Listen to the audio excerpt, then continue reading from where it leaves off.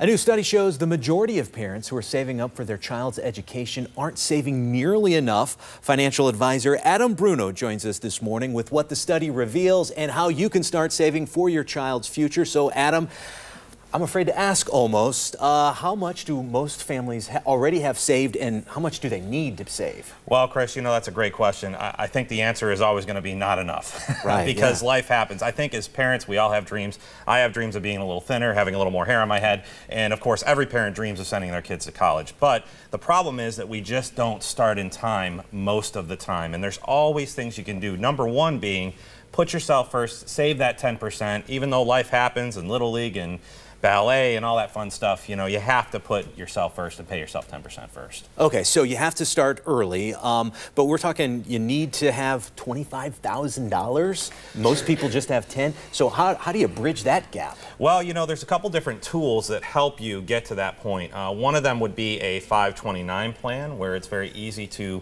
put tax-deferred money into that plan, and the earlier you start, the better. In Florida, we have a wonderful program called the Florida Prepay Plan as well, which now has 4 to 6 different types of plans inside that plan that you can pay every month for. I think the key is, though, that you always have to sit down with a financial professional and figure out what's best for your situation, because there are a lot of options. Obviously, if you can, financial aid, scholarships always help too. Where do you stand on student loans? What are your suggestions about that? Yeah, sure. That's a great question. And I think what most people don't realize with Sally May's numbers is that 35% of any child's financial education comes from grants and scholarships.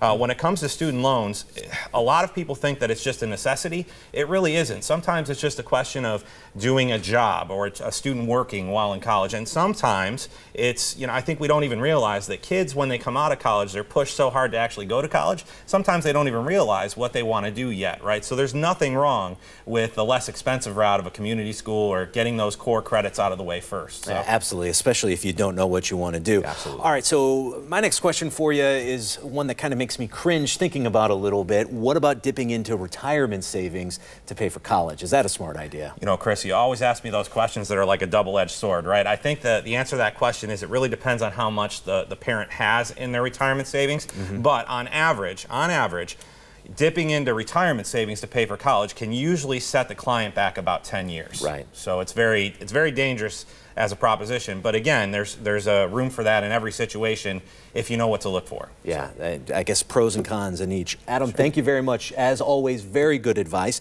Adam Bruno is the president and founder of Evolution Retirement Services based in Fort Myers. Overall, he has 10 years experience in the financial field and has lived in Fort Myers since 2006.